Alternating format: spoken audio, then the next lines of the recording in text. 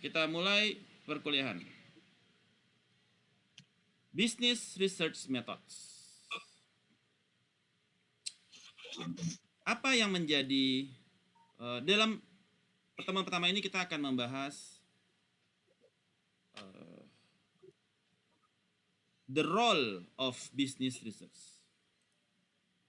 Cita-cita kita after studying this chapter, diharapkan Anda akan bisa untuk memahami bagaimana research contributes kepada kesuksesan sebuah bisnis. Jadi, bagaimana Anda bisa memahami kontribusi research kepada kesuksesan bisnis. Yang kedua, Anda bisa mendefine apa yang dimaksud dengan business research. Yang ketiga, Anda bisa membedakan antara basic dan applied business research. Yang keempat, Anda bisa memahami bagaimana research activities dapat digunakan untuk pengambilan keputusan bisnis. Dan yang kelima, Anda memahami kapan business research itu diperlukan dan kapan business research itu tidak perlu dilakukan. Dan yang keenam, bagaimana Anda mengadopsi teknologi dalam perubahan di dalam business research. Jadi ini yang akan kita pelajari di malam ini. Sebentar.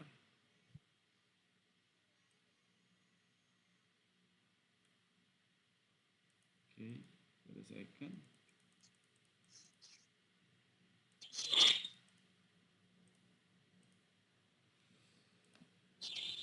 Nah, sebelum saya menjelaskan, saya ingin memberikan sebuah ilustrasi proyek-proyek saya di dalam business research. Saya pernah menangani berbagai macam business research terkait dengan kualitatif, yaitu yang kualitatif research apa saja. Saya pernah handling focus group discussion untuk gerai supermarket terbesar di Indonesia. Untuk melihat ketika itu ada masalah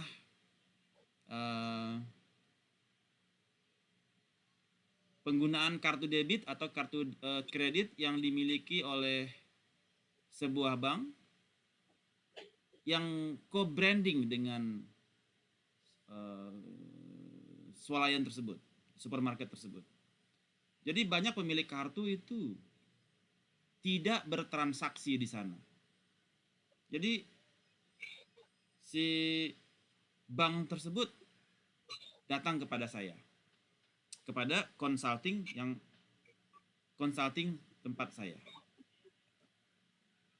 They come with the problem. Kita punya kartu co-brand dengan si supermarket.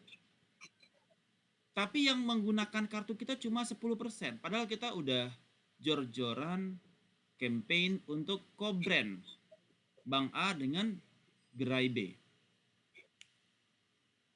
Ada masalah apa yang terjadi? Kenapa mereka tidak bertransaksi dengan kartu ini? Padahal kita memberikan banyak keuntungan. Ada point reward, ada diskon, ada macam-macam.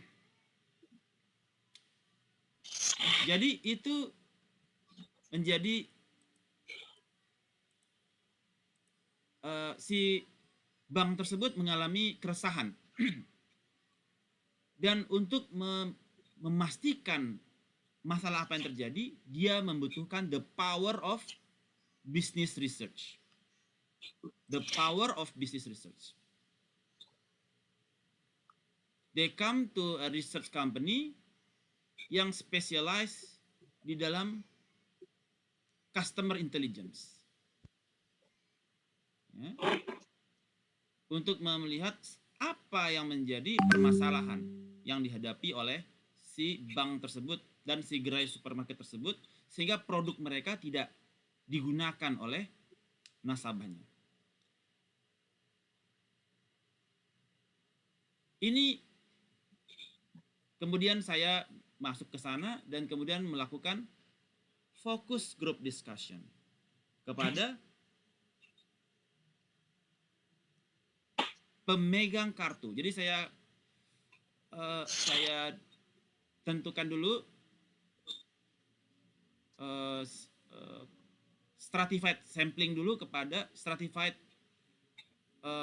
kepada pemegang kartunya, dan kemudian melakukan focus group discussion untuk melihat apa yang menjadi kendala. Oke, sebentar, wait a second.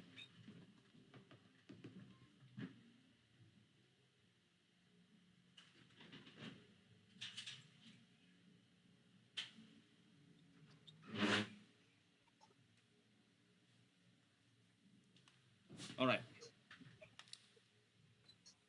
So, dari itu maka kita bisa melihat bahwasanya apa yang dimaksud dengan business research. Jadi business research didefinisikan sebagai systematic dan objective process of generating information for aid in making business decisions. Suatu proses yang sistematik dan objektif untuk mengenerate informasi dalam upaya membantu membuat business decision. Apakah decision yang perlu mereka lakukan agar kartu mereka bisa digunakan di gerai tersebut? Apa yang harus mereka lakukan? Company saya melakukan business research yang melakukan systematic dan objective proses menggunakan FGD to generate information dari orang-orang yang terpilih mewakili klasternya masing-masing dalam rangka membantu perusahaan untuk making business decision-nya. Oh ya, seperti biasa kalau ada pertanyaan bisa ditanyakan langsung atau dibuat di kolom chat. So that is definisi dari business research. Nah, business research ini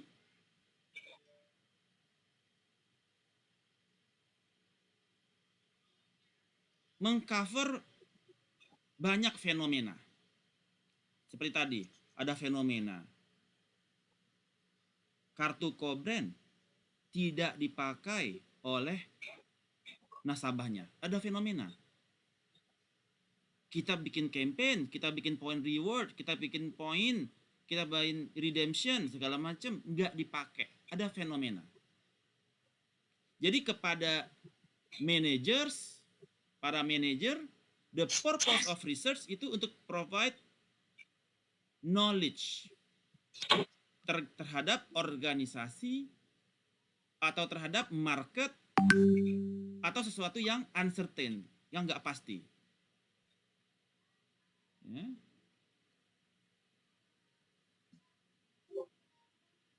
Apabila itu kepada organisasi, biasanya market research itu refer kepada marketing research. Marketing research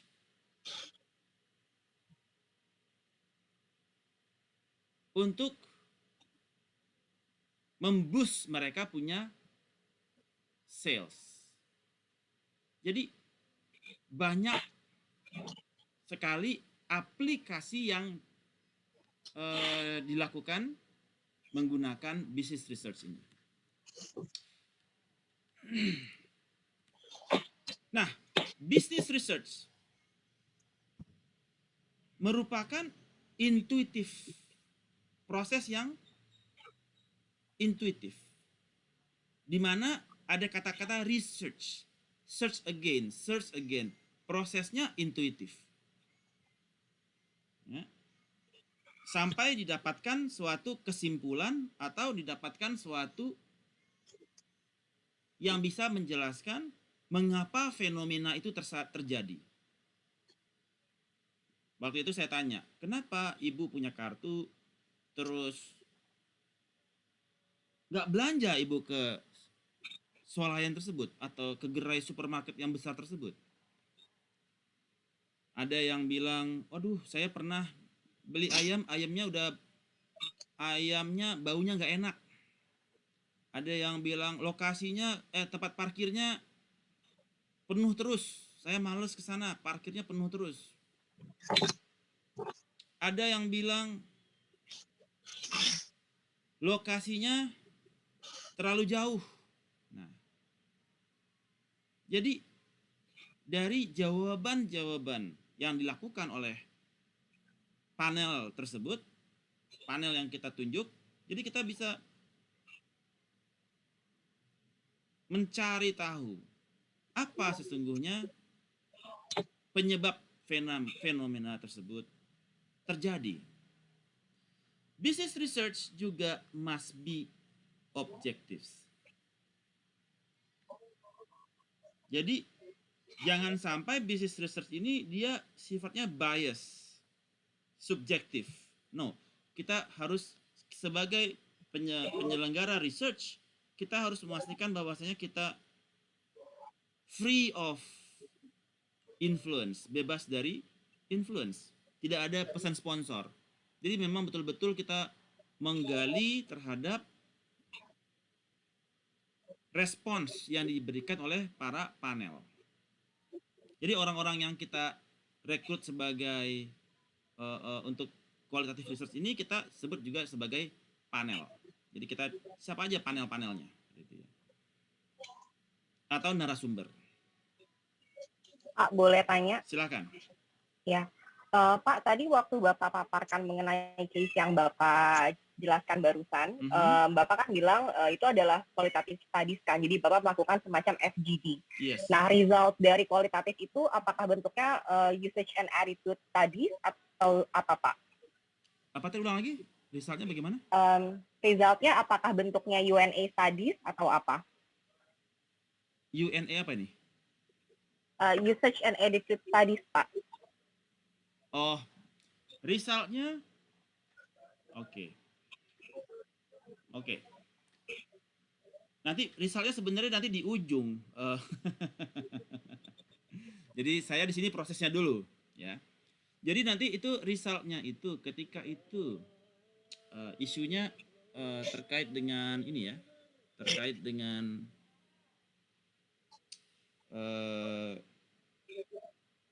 fenomena itu, mengapa fenomena itu terjadi ya.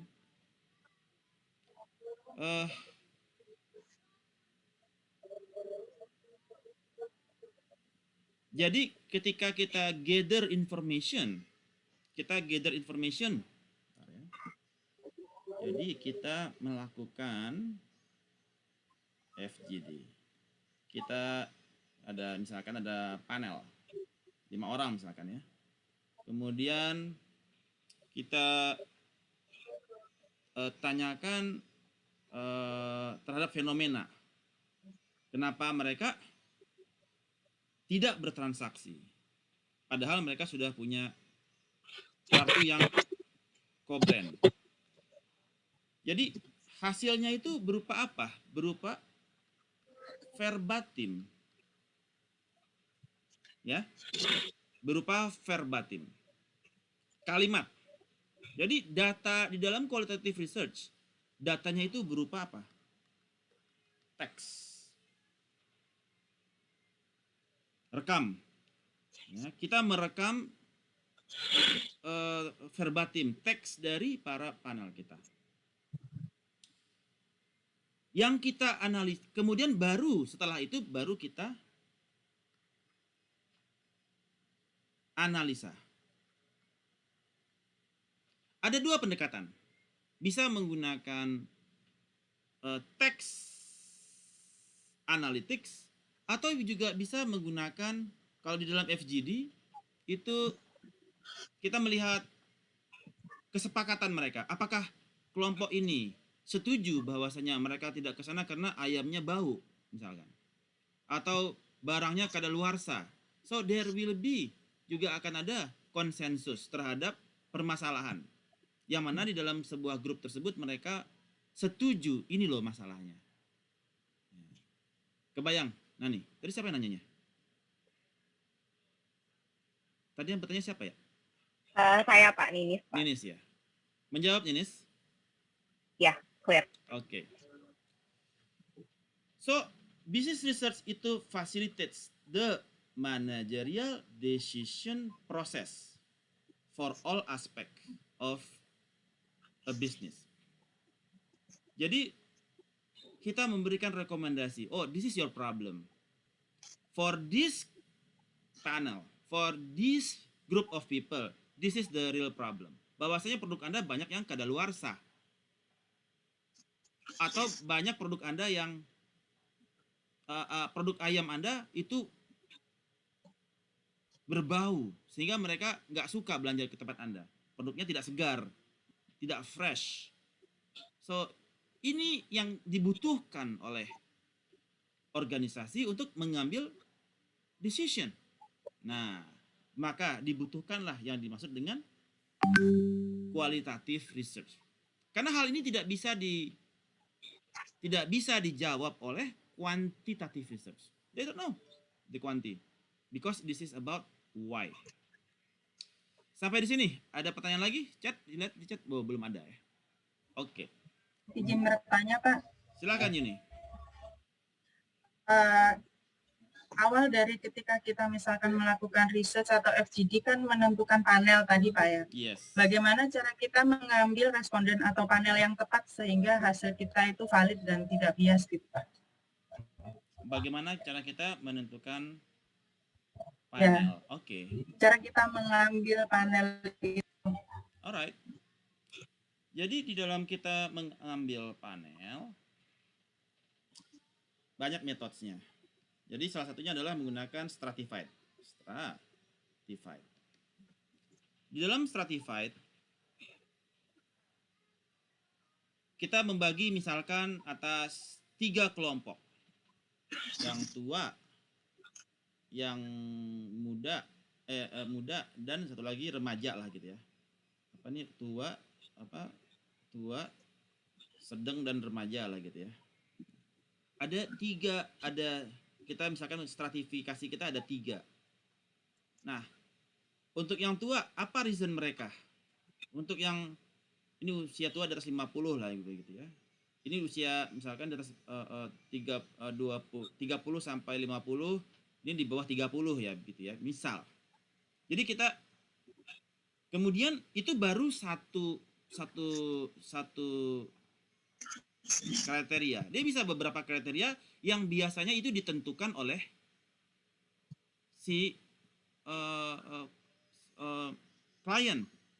Kita maunya yang kriterianya dibagi 3, tua, muda, terus pendidikan atau income.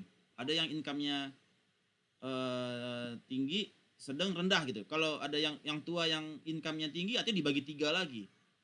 Ada yang income-nya tinggi, sedang, dan rendah.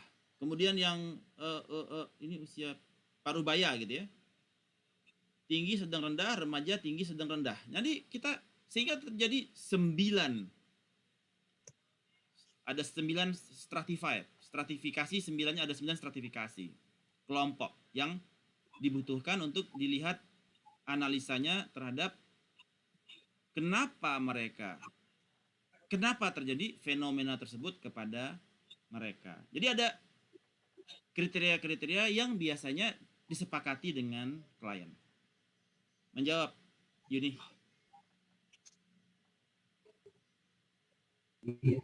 Itu misalkan kita kriteria terkait dengan respondennya, Pak ya. Misalkan tadi kalau supermarket kan berarti di berbagai daerah itu banyak kan, Pak. Ya, bisa juga kita geografi. Kita mengambil sampelnya berarti bisa dari beberapa sisi, Pak ya, nggak cuma dari sisi orangnya biasanya saja. Karena ini kan ujung-ujungnya cost atau uang kan. Jadi kalau kita geografinya semakin luas, biaya researchnya semakin mahal. Jadi itu juga kalau ditambah lagi tadi kan udah baru 2 level. Dari sisi usia, income, satu lagi geografi. Makin tinggi makin banyak levelnya, maka jumlah kelompoknya semakin banyak kan. Akibatnya per masing-masingnya berapa orang? Misalkan per masing-masing 10 orang. Kalau ini aja udah 9 kali 10 udah 90 orang. Semakin banyak orang semakin mahal. Semakin banyak kelompok semakin mahal kan, semakin tinggi biayanya. Nah, itu juga ditambah lagi geografinya. Ada yang di Jakarta, ada yang di Semarang, ada yang di Surabaya, makin rame lagi gitu ya. Jadi but ya bisa juga seperti itu, ditambah lagi level-levelnya sampai dengan level geografi. As long as si klien memang agree dengan konsep tersebut. Kebayang? Yuni. Kebayang. Alright. Any other question? Pak, itu kan tadi in the case where kliennya udah clear dengan specific target audience dari produknya gitu kan, dan maksudnya case-nya adalah ketika produknya itu tidak works, the client would like to understand what went wrong gitu kan. Nah, what if in the case where, say for example, when we are building a business, terus kita udah fokus nih di dalam satu portfolio bisnis, tapi kita mau bangun another portfolio of business yang mungkin secara kategori, let's say, totally different from what we have built before. Nah, berarti kan sama aja kan kita belum tahu nih, kayak ibaratnya produknya belum ada nih Pak, produknya belum ada, kita belum jualan, kita belum tahu kira-kira customer yang cocok itu seperti apa. Nah, ketika kita mau menggunakan business research ini sebagai titik decision kita whether kita bisa jalanin this business portfolio atau enggak, itu bagaimana caranya kita menstratifikasi audiens yang tepat, Pak? Oke, menarik. Sebentar ya, saya jelaskan. Bagus dulu. Ini udah tahun udah lama tidak kuliah nih orang. Oke. Jadi kita bisa menggunakan nanti ada pertemuan keberapa ya? Kita akan masuk ke dalam mix methods. Di dalam mix method ini akan ada kombinasi. Jadi tadi pertanyaannya Ninis ya. Akan ada kita mau bikin produk nih. Terus bagaimana kita bisa explore more about apa yang menjadi needs and wants dari customer. Jadi kita misalkan kita biasanya kalau saya biasanya tidak bisa menggunakan kualitatif saja. Biasanya saya menggunakan mix method. Jadi kita bisa melakukan clustering terhadap market. Ada 7 cluster dengan personanya masing-masing, tapi personanya kan dengan data yang structure biasanya.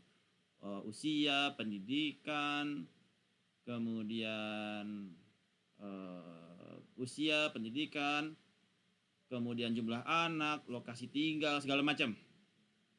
Untuk kemudian kita menentukan siapa yang menjadi target market kita. Misalkan saya target adalah cluster C. Oke, saya sudah mentargetkan cluster C. Tapi untuk meng-create produk yang disukai oleh cluster C, saya butuh data yang lebih banyak. Karena di sini hanya disebutkan adalah income, disebutkan usia, disebutkan lokasi, kemudian industri kerjanya di mana. Jadi sifatnya data yang structure. Sedangkan produk saya itu mau saya bikin warna apa, saya kira-kira warnanya seperti apa yang disukai oleh target segmen saya. Kemudian target segmen saya itu sukanya yang diketik atau yang sukanya yang drag and drop atau diketik. Nah, beda lagi kan? Terus dia sukanya itu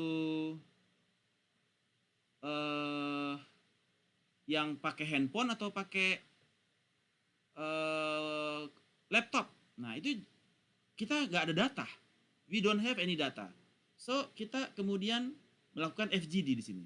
Kita bisa mengundang cluster C untuk melakukan yang disebut dengan FGD. untuk menanyakan lebih lanjut dengan mereka. Kira-kira apa yang bahwasanya mereka adalah target segmen kita, dan kemudian kita undang mereka untuk explore more. Bisa menggunakan FGD, bisa menggunakan etnografi, bisa menggunakan grounded theory, dan ini akan Anda pelajari semuanya. Kita bisa menggunakan grounded theory, FGD, etnografi, atau interview, one-on-one interview. So, dari situ kita bisa dapatkan apa sebetulnya yang menjadi needs and wants dari customer. Menjawab, Nines. Tadi yang nanya siapa ya? Nines kah? Iya Pak, clear. Oke, good. Nines baru kita masih gigi 1, Nines sudah ngegas nih gigi 5. Oke, no worries. Menarik banget soalnya Pak topiknya. Iya. Oke, good. Nah, jadi itu yang menjadi definisi dari business research. So, di dalam mengapa kita membutuhkan business research? Karena kita membutuhkan, karena kita memiliki informasi. Kita memiliki informasi yang mana informasi atau data-data tersebut kita perlukan agar dia bisa bernyanyi untuk kita. Let the data sing, bernyanyi untuk kita. Dan tujuannya agar kita bisa mereduce uncertainty. Segala sesuatu yang kita nggak tahu. Misalkan, wah, gue pengen bikin website yang warnanya merah semua, merah marun. Tapi apakah warna itu yang disukai oleh target audiens kita? Belum tentu. Ada uncertainty di situ. Ya, ada uncertainty. Kita ingin reduce uncertainty ini, tetapi kuanti tidak cukup. Maka diperlukan kualitatif. Agar kita ada underlying terhadap segala sesuatu yang kita lakukan di dalam pengambilan keputusan bisnis. Mau pakai warna merah, mau pakai temanya apa terhadap website kita. Apakah tema ini sesuai dengan your target audience? Ketika temanya tidak sesuai dengan your target audience, kira-kira Anda tertarik atau tidak? Anda mau beli produk elektronik, tiba-tiba tema websitenya itu temanya kartun. Nggak cocok, karena Anda pengen sebagai, kembali ke sini, si cluster C ini, mereka adalah misalkan personanya adalah digital savvy sebagai persona mereka. Sukanya beli gadget, iPhone segala macam. iPhone, kemudian iPad, digital savvy banget. Tiba-tiba Anda bikin website pakai kartunnya Homer gitu ya, Bart Simpson. Kira-kira cocok tidak? Ya nggak cocok. Ada uncertainty di sini. Anda bikin kartun Bart Simpson sebagai tema, kira-kira cocok nggak? Nggak cocok. Ada. Nah, dengan adanya Anda melakukan qualitative research, bertujuan untuk mereduce kepada uncertainty, agar scarcity of capital yang Anda miliki digunakan secara efisien. Scarcity of capital. Dana Anda sedikit. Tapi kalau dana Anda digunakan untuk sesuatu yang nggak cocok dengan kebutuhan audiens, maka cost Anda akan sangat besar. Biaya Anda gede, return on investment yang Anda dapatkan kecil. So, we need to let the data sing to you. Datanya apa? Datanya adalah verbatim. Jawaban yang diberikan oleh audiens kepada Anda untuk Anda analyze untuk mendapatkan grounded teorinya. Apa yang menjadi inductive themes yang terbentuk dari verbatim yang disampaikan oleh your audience. Sampai di sini. Any questions? Izin bertanya, Pak. Monggo, Pak siapa tadi? Pak Dion? Dwi, Pak. Oh, Pak Dwi. Silakan Pak Dwi. Ya, tadi setelah mendengar penjelasan Bapak nih, seandainya sebelum dilakukan rilis produk baru, Pak, sudah dilakukan riset bisnis, tetapi ternyata respon market tidak sesuai dengan yang diharapkan. Apakah bisa diambil kesimpulan bahwa ada yang salah dengan riset bisnisnya, Pak? Tentu saja. Berarti research Anda tidak reduce uncertainty. Which is seharusnya research Anda mereduce uncertainty. Buat apa Anda research kalau hasilnya responnya sedikit? Artinya ada yang salah dengan metode Anda. Kebayang, Pak Dwi? Clear, Pak, clear. Oke. Jadi di dalam mata kuliah ini tujuannya adalah Anda di dalam mengambil keputusan tidak mengambil keputusan berdasarkan asumsi.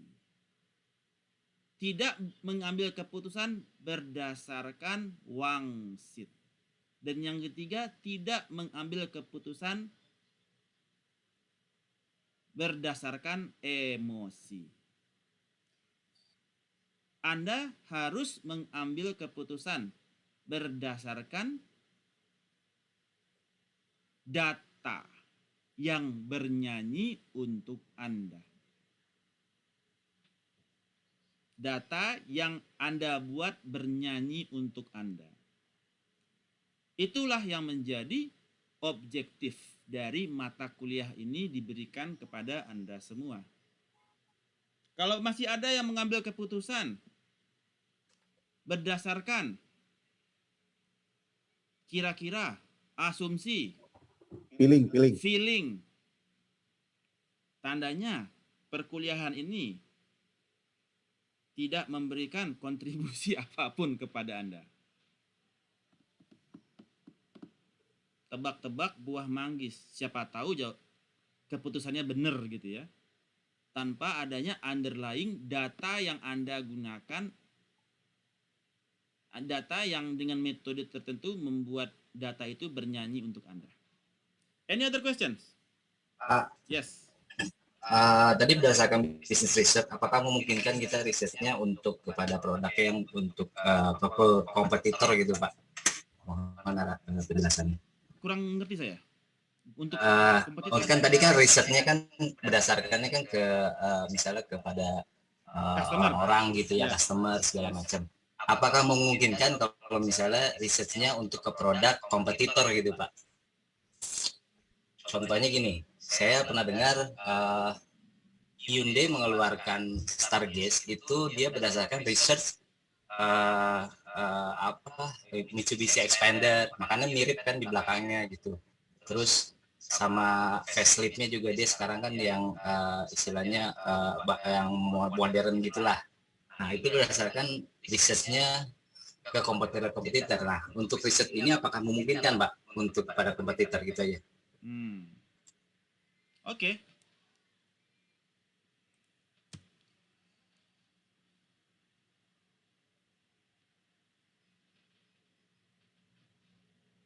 Kalau begitu, Anda melakukan riset kepada produk kompetitor. Ini ada produk kompetitor. Ini kompetitor ya, ini produk-produk mereka.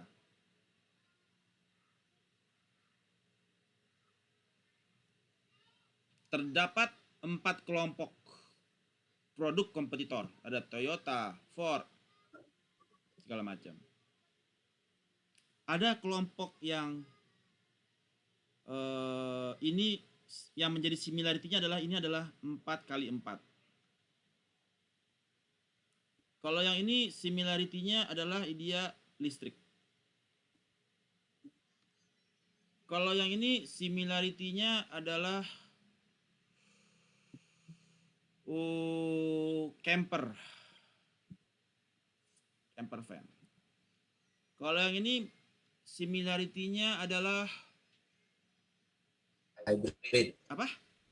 Hybrid. Sama juga listrik kan? Oh. Ini dia similarity-nya dia adalah double cabin. Nah,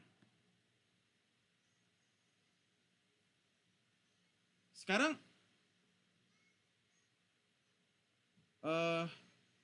Anda mau masuk ke produk yang mana? Oke, saya mau masuk ke produk yang double cabin. Di sini ada Triton, Navara double cabin, Ford double cabin, segala macam lah. Oke. Ada similarity-nya. Apa similarity-nya? Double cabin. Kemudian dia sama-sama matic. Sama-sama 4x4 juga. Sama-sama bannya MT. Sama-sama pakai swiper. Sama-sama ya itulah. Nah, ketika Anda mau masuk, ke double sini, maka Anda perlu melihat apa yang menjadi spek di dalam cluster ini. Yang mana ini demand-nya tinggi ternyata di daerah perkebunan begitu ya. Anda kalau mau bersaing ke sana, Anda harus bisa mobilnya matic dan dia bisa akselerasi matiknya bagus dan semuanya 4x4, bannya MT, pakai sway bar dan lain sebagainya. Anda kalau mau masuk ke sini untuk bisa compete, Anda harus memenuhi kriteria ini. Nah, jadi Anda melihat kepada kompetitor. Kenapa Anda pakai ban MT? Karena Anda target audience Anda ini daerah kebun. Kenapa Anda pakai 4x4? Karena dia naik turun. Kalau dia kejeblos nggak bisa mundur, repot kan? Nah, itu. Jadi kita ketika melihat kepada kompetitor, ya karena kita ingin bersaing di segmen tersebut. Kebayang? Ini Pak siapa ya nanya? Saya Pak Fahri. Pak Fahri. Menjawab Pak Fahri? Ya, clear Pak. Oke, good. Nah, tetapi ini kan baru spesifikasi. Kualitatifnya di mana? Kualitatifnya di mana? Nah, disitulah yang membedakan Anda dengan kompetitor Anda. Misalkan kualitatifnya misalkan mereka ingin mereka ingin dia pakai sudah dilengkapi dengan winch. Yang lain-lain belum pakai winch. Ini ada needs mereka pakai winch. So what makes you different on top of similarity? Yang lain sudah similar, what makes you different? Dia udah pakai winch. Kalau dia kejeblos dia bisa pakai winch. Atau baknya dia udah pakai lining, udah pakai pelapis supaya nggak cepat berkarat. Ada lining di situ. Anything. Dan ini tahu dari mana? Ini menjadi kebutuhan dari qualitative research. Ada fokus grupnya, ada ground teorinya, ada FGD-nya, ada etnografinya, dan metode-metode lainnya yang digunakan. Menjawab Pak Fahri? Siap Pak, aman. Oke. Good. Pak Fahri di bidang otomotif kah? Enggak Pak, saya di logistik. Ya. Kalau di logistik misalkan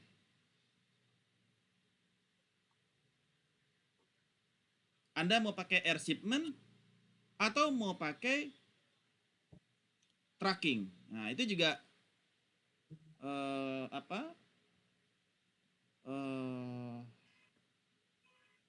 fokus group discussion-nya nanti. Ya, kalau terjadi stop line, ya, oke, misalkan air shipment Anda mau pakai pesawat yang murah, pesawat yang mahal, atau pesawat yang sedang dan sebagainya. Itu juga menjadi kalau audiensnya adalah cost sensitif, Anda cari pesawat yang kargonya murah dong.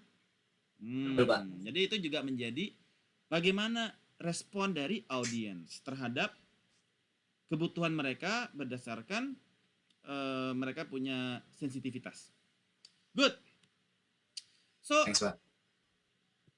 it ain't the things we don't know that gets us in trouble.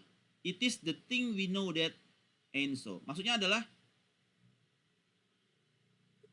bukan sesuatu yang kita tidak tahu yang membuat kita jatuh ke dalam masalah. Bukanlah sesuatu yang kita tidak tahu, tetapi adalah sesuatu yang kita tahu tapi tidak bernyanyi buat kita. Anda tahu Anda punya data customer Anda tahu, data transaksi Anda tahu, tapi tidak memberikan kontribusi apapun kepada keputusan Anda. Itu sering terjadi. Data banyak, begitu ngambil keputusan, nggak ada tuh yang bicara data. Semua bicara menurut saya ya. Bukan menurut data yang saya miliki, jarang tuh yang ngomong. Karena mereka, ya. Jadi yang membuat masalah adalah sesuatu yang Anda ketahui, Anda miliki, tapi tidak Anda gunakan. Karena tidak tahu caranya. Itu yang mengapa perkuliahan ini diadakan, agar Anda tahu Anda punya data dan Anda memiliki metode yang bisa Anda dibekali dengan metode yang bisa Anda gunakan untuk mendapatkan insight agar data tersebut bernyanyi untuk Anda dengan senandung sedih, riang, ataupun gembira yang membantu Anda dalam pengambilan keputusan. Any questions? Tidak ada? Saya, Pak. Silakan. Siapa itu? Ya. Sari. Ya. Saya mau tanya, Pak, kalau tadi kan bisnis yang disebutkan itu lebih kepada produknya yang bisa didiversifikasi ya, Pak. Gimana kalau misalnya kayak saya, Pak, yang ada di industri bahan bakar, Pak. Jadi produknya emang udah satu, udah pasti orang udah tahu bahwa produknya nggak akan bisa didiversifikasi lagi dari value maupun apapun lah ya. Nah, untuk bisnis research seperti ini, Pak, supaya kita bisa memenangkan potensi di market gitu, Pak. Yang paling ideal itu kita menggunakan apa ya, Pak? Karena kalau misalnya kita menggunakan metode yang harus dibagikan atau kuesioner lah ke para end user, itu rata-rata pasti bicaranya mengenai pricing gitu ya. Tapi kita kan tidak mau bicaranya hanya pricing aja. Metode apa yang paling cocok, Pak, untuk perusahaan yang produknya itu hanya satu. Jadi yang paling sesuai lah untuk bisa kita lebih bikin si company ini lebih punya diversifikasi dari sisi bisnisnya. Oke.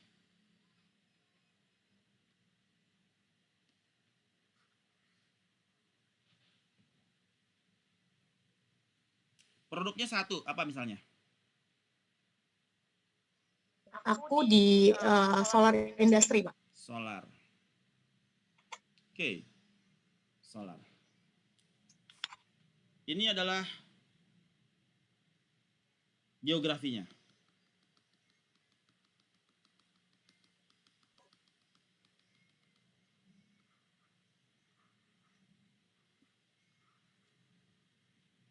Geografi wilayah, bukan geografi,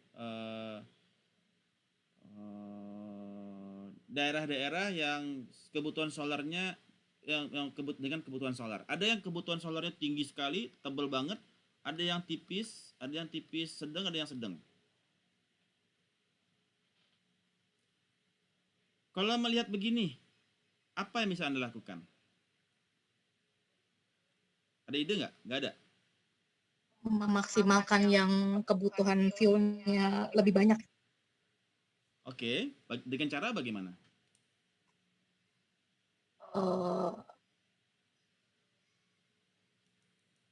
Kalau yang selama ini berjalan sih dengan cara seperti itu, berarti kita menempatkan people yang lebih banyak sih, Pak, untuk bisa gather market lebih besar gitu, bisa enlarge market lebih besar.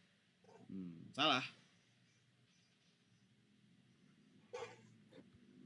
Stock ratio. Oh, oke. Jadi ada yang putarannya putarannya lambat, ini misalkan ya. Putarannya lambat nih. Ini putarannya kenceng. Ini sedang sedikit. Oke, pengaturan stok. Maka kita perlu pikirkan per masing-masing wilayah itu, ya. Jadi kita perlu gather informasi kan. Kita melihat ini kan dari data kuanti ini kan. Data kuantinya kita dapetin. Ya, data kuanti kita dapatkan. Kemudian, nah, data kualinya apa? Misalkan di sini tracking berapa, pribadi berapa. Itu kan datanya data kuali kan? Ada berapa? Bisa nggak mereka hitungin berapa truk sehari, berapa mobil? Ya, SUV berapa, sedan berapa, ini berapa. Sehingga kita bisa melihat, oh, tracking misalkan 60%, pribadi 40%. Di sini tracking 30, di sini pribadi 70. Berbeda komposisi, maka akan berbeda kebutuhan bahan bakar kan? Tracking butuhnya kan dia liternya lebih besar. 100 liter gitu kan. Tangkinya kan. Bus-bus itu kan 100 liter buat antar provinsi seperti itu ya. Nah, kalau customernya kebanyakan yang tracking yang gede, itu juga mempengaruhi. Nah, itu dapetin datanya dari mana? Data kualitatif. Kita kan ngobrol nih. Menurut Anda yang paling banyak itu yang mana? Tracking atau mobil? Truk, Pak. Kalau udah malam antriannya bisa sekilo gitu. Oh, isinya bus semua kata dia. Oh, ini artinya cluster ini masuk ke kelompok tracking nih, profilingnya. Nah, kebayang nggak? Ini kelompok mobil pribadi, ini kelompok ini. Jadi kita mengklasifikasikan SPBU-nya kepada kelompok audiensnya masing-masing. Jadi kita bisa melihat, oh, kalau gitu kebutuhan yang tracking berbeda dengan kebutuhan yang mobil pribadi. Kebayang, Sari? Ya. Bisa diadopsi langsung itu. Ya. Oke, good. Kita lanjutkan dulu. Atau ada pertanyaan lain? Oke. Nah, jadi tadi kita membahas kepada bagaimana data itu bernyanyi untuk kita ya. Nah, berikutnya adalah business research itu terbagi atas dua tipe. Ada yang disebut dengan basic research, ada yang dimasukkan ke dalam applied research. Basic research bertujuan untuk expand the knowledge, menambah ilmu saja. Ya. Nice to have. Oh, kenapa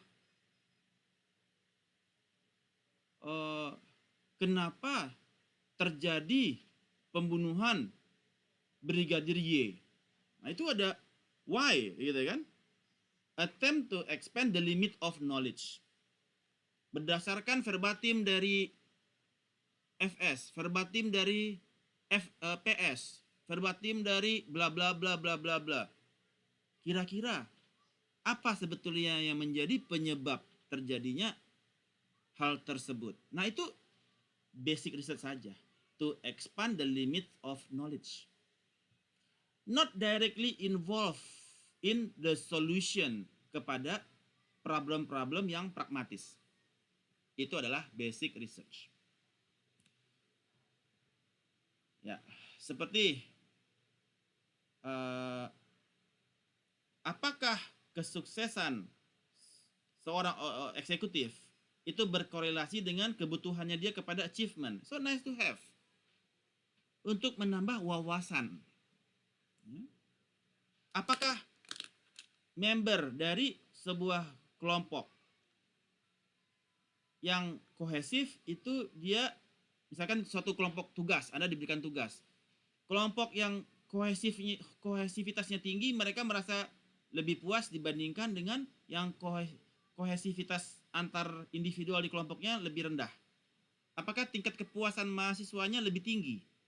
Yang kerjasama kelompoknya lebih intens dibandingkan yang kerjasamanya tidak terlalu intens? Apakah tingkat kepuasannya lebih tinggi? Nice to have. Untuk menambah wawasan. Biasanya kalau tesis itu kebanyakan begitu ya. Mana yang loyalitas. Nice to have ya. Menambah wawasan. Apa hal-hal yang menyebabkan loyalitasnya tinggi? Nah, do customer experience cognitive dissonance in low involvement situation. So, menambah sifatnya adalah to expand the limit of knowledge. Kemudian, applied research. Apa yang dimaksud dengan applied research? Applied research conducted ketika decision must be made terhadap specific real life problem. So this is a real problem. Yang mana Anda harus mengambil keputusan terhadap kondisi yang dihadapi oleh perusahaan. Seperti yang tadi. Gerai terbesar di Indonesia, dia ada masalah. Udah capek-capek bikin program, terus programnya nggak di-buy-in oleh pemegang kartu. Investasinya udah keluar gede. Return on investment-nya kecil. Dia harus mencari tahu apa sebetulnya akar masalah. So, this is called applied research. The decision must be made terhadap specific real life problem. Contohnya, apakah McDonald perlu menambah Italian pasta kepada menunya dia? Kalau dia tambah, akibatnya apa? Kalau nggak dia tambah, akibatnya apa? This is applied research. Apakah P&G perlu tambah harga, menaikkan harga kepada produknya dia? Jadi, applied research kita harus mengambil keputusan terhadap specific real life problem. Ada quote yang menarik dari Aristotle Onassis yang berbunyi, "The secret of success is to know something that nobody else knows." Anda bisa mencapai sukses di dalam karir Anda apabila Anda mengetahui sesuatu atau insight yang tidak ada orang lain yang tahu kecuali Anda. Saya nggak tahu, sekelas nggak ada yang tahu, cuma Anda doang yang tahu. Karena Anda punya data dan Anda bisa membuat data itu bernyanyi untuk Anda. Sehingga Anda tahu yang orang lain nggak tahu. That's why data is the new oil. Siapa yang menguasai data? Dia menguasai dunia. Kalau dia tahu cara membuat data itu bernyanyi untuk dia. Oke. So, secara umum, apa yang membedakan antara basic research dan applied research?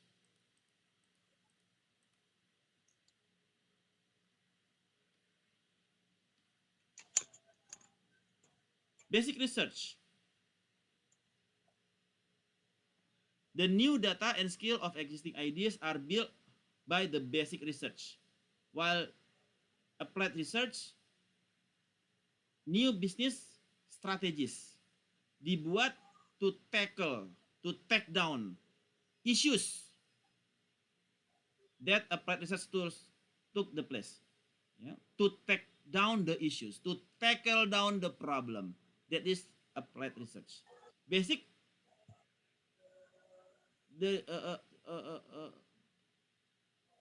only for meningkatkan wawasan. Ya. Tujuannya basic research to broaden the reference menggunakan various sources. Sementara applied research to create strategi. Jadi banyak company itu datang kepada consulting, datang kepada kami sebagai consulting, itu dia untuk minta tolong buatkan strategi. Karena mereka nggak tahu how to develop the strategi berdasarkan data yang mereka miliki. Secara efficacy, basic research adalah has a universal purpose. Sifatnya universal. Misalkan, apa hal-hal yang meningkatkan loyalitas pengguna marketplace? Sifatnya kan universal. Sementara applied research is restricted and has a practical reason to resolve. Restricted. Spesifik kepada Tokopedia. Itu applied research. Karena yang applied kepada marketplace secara umum belum tentu cocok dengan Tokopedia. Atau belum tentu cocok dengan Lazada. Karena mereka spesifik. Maka applied research dia biasanya spesifik kepada certain problem. Misalkan Tokopedia aja. Kalau basic research dia ambil 5 secara global. Sifatnya lebih universal. The nature of research in term of basic research, the layout of research is theoretical. Sifatnya membuat teori. Sifatnya theoretical. Bahwasanya untuk marketplace, untuk meningkatkan loyalitas perlunya bla bla bla. Di dalam applied, fully practical and implied to create strategy for applications in industrial use case. Specific. And alarm with creation of new data and standard that are extension of existing hypothesis, menggunakan hipotesis H1, H2, H3 misalkan gitu ya. Sementara applied research is centered on the enlargement of novel tools. Bisa menggunakan tool-tool yang baru dan inovatif untuk industrial usage. Dia bisa combining beberapa metode, dia bisa combine. 3 metode dia combine, 4 metode dia combine. Dia innovate. Sifatnya hybrid. Ya.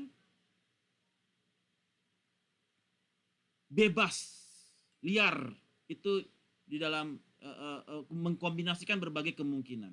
Metode. Jadi metode bisa dia rangkai. Nggak cuma 1 metode. 3 metode dia bikin seri. Setelah metode A masuk metode B, masuk metode C, hasilnya seperti apa? Tidak ada pakem di situ. Yang penting masalahnya selesai. Itu disebut dengan applied research. Any questions?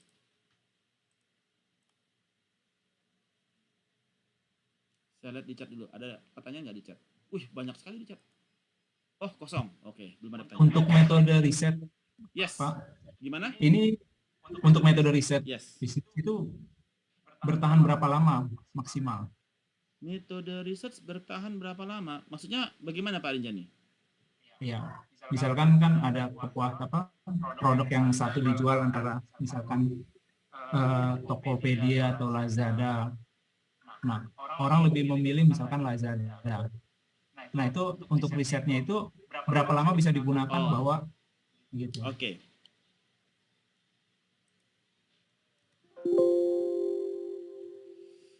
So basically all customer is differ. Konsep pertama, all customer is differ. Semua customer itu berbeda. Anda berbeda dengan saya. Persona Anda berbeda dengan saya, berbeda dengan Pak Rinjani, berbeda dengan Ibu Sari.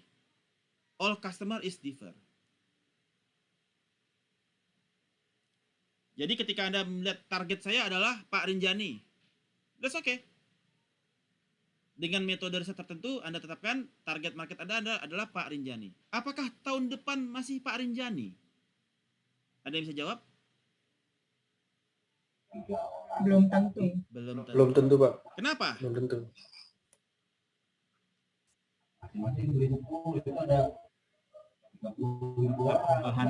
Karena customer-nya bisa saja berubah di tahun depan. Yes, indeed. Because all customer also changes.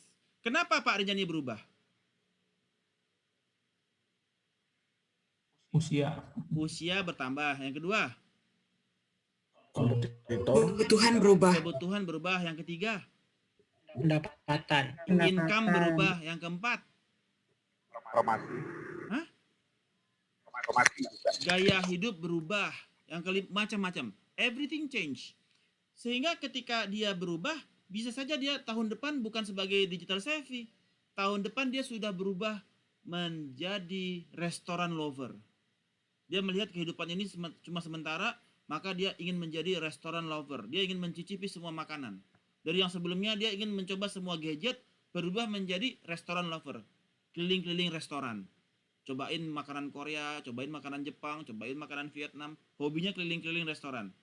So all customer also change. Jadi dengan satu metode, bukan metodenya yang salah. Metodenya tetap, tapi customer-nya change. Menjawab Pak Rinjani. Ya, Pak. Pak, Yes. kalau misalkan tadi kan yang kita menggunakan kombinasi beberapa metode. Ketika hasil dari metode tadi itu menghasilkan kecenderungan yang berbeda antara tool A dan tool B. Apa yang harus kita lakukan, Pak? Kita menggunakan beberapa metode. Metode A hasilnya berbeda dengan metode B, begitu? Ya. Apakah responden kitanya yang salah atau kita yang salah ngitung sehingga menghasilkan hasil yang berbeda gitu, Karena ketika kita berbeda mengkombinasikan metode, beberapa berbeda metode artinya berbeda objektif. Setiap metode objektifnya beda-beda. Jadi kita tidak bisa, oke, saya mau ada 3 metode. Satu metodenya regresi. Satu metodenya focus group discussion. Yang kedua etnografi. Yang ketiga metodenya grounded theory. Itu metodenya sudah beda. Begitu metodenya beda, hasilnya pasti beda. Metodenya berbeda. Berarti metode itu kita menyesuaikan dengan data yang ingin kita analisa gitu ya, Pak? Berbeda metode, berbeda data type. Kalau kita pakai regresi, datanya semantik. Begitu kita menggunakan binary logistik, datanya Likert. Begitu kita menggunakan multinomial logistik, begitu kita menggunakan binary logistik, datanya binary. Begitu kita menggunakan multinomial logistik, datanya Likert. Jadi kita 3 metode ya pasti berbeda, karena kalau menggunakan kuantitatif, data Y-nya pun pasti berbeda. Jadi saya terangkan. Jadi ada 2 macam. Ada yang kuali, ada yang kuanti. Kalau yang kuanti ini misalkan, ada yang Y-nya itu 0, 0,5, 0,7, 0,9. Ini adalah regresi. Ada lagi yang Y-nya sama 1 dan 0. Ini binary. Logistik, nggak bisa dengan regresi. Dia harus pakai binary. Ada yang Y-nya 1, 2, 3, 4, 5. Ini harus pakai multinomial logistik. Karena berbeda metode hanya bisa menjawab data yang berbeda. Nggak bisa dengan 3 metode, hasilnya kok beda? Ya udah pasti beda. Karena data type masing-masing dia cuma bisa surfing kepada bentuk data yang berbeda. Untuk kuali, ya, grounded theory kita sifatnya induksi untuk dari coding, kategori dan teams. Kalau focus group discussion kita kesepakatan, konsensus. Etnografi ya kita deskriptif. Dan seterusnya. Jadi objektif masing-masing metode berbeda-beda. Tadi yang nanya siapa ya? Yuni? Yuni, Pak. Yuni ya? Baik, Pak. Ya. Ya, berarti ketika kita sudah dapat responden, dapat data, kita mengolahnya menyesuaikan dengan tipe datanya itu untuk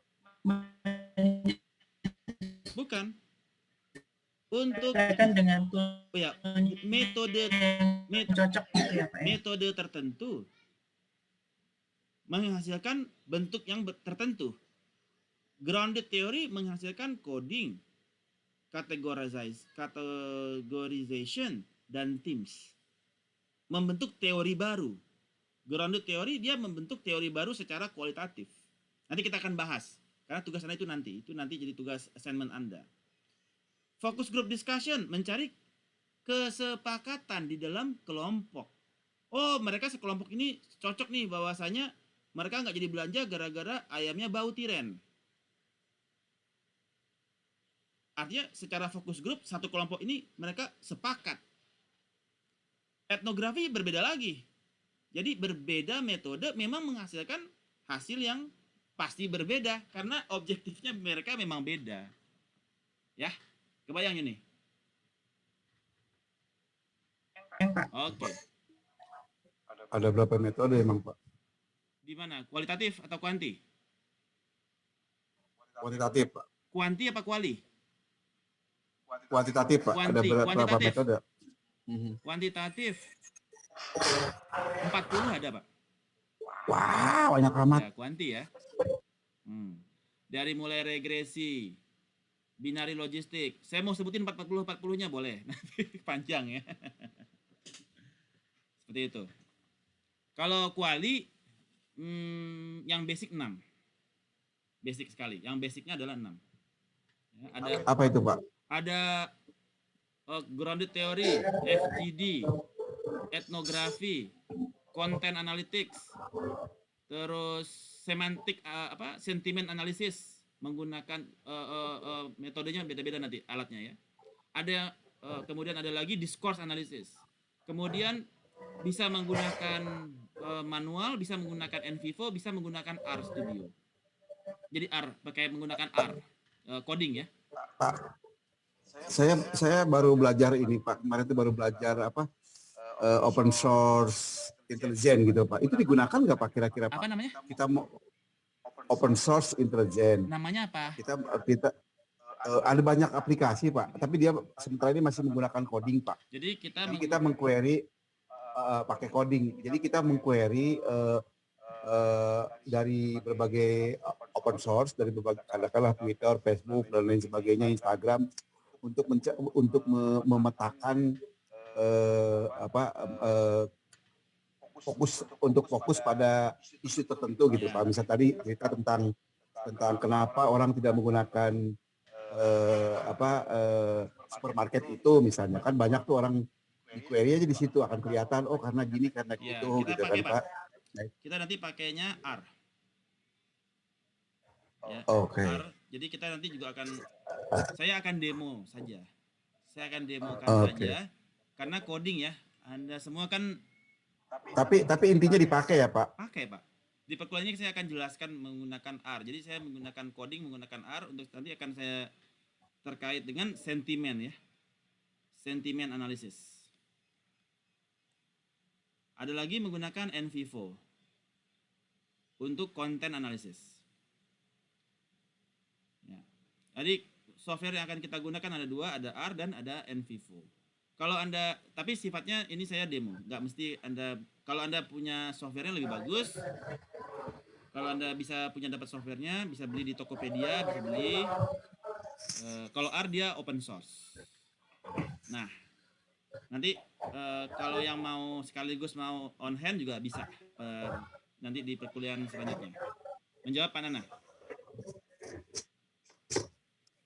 Ya, sementara menjawab, Pak. Oke. Yang penting itu dipakai gitu, Pak. Dipakai, Pak. Ya. Oke. Jadi metode mah pakai. Ya, gimana Pak Nana?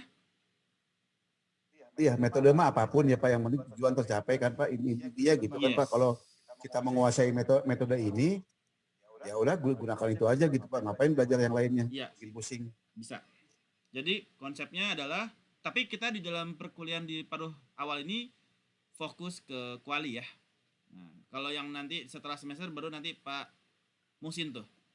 Ada 40 macam model, nggak tahu Pak Musin mau pakai yang mana nanti. Apakah mau pakai logistik, multinomial, neural network, ataukah mau pakai random forest, terserah Pak Musin nanti. Sebagai business research methods. Oke, nah di dalam business research kita perlu menggunakan scientific methods. Ya. Scientific methods. Ya, to confirm or disprove a prior conception. Banyak methods yang scientific di sini. Yang secara kuali ada grounded theory, ada FGD, ada ethno, ada sentiment, dan seterusnya. Dan di sisi kuali juga banyak. Rame lah di kuali.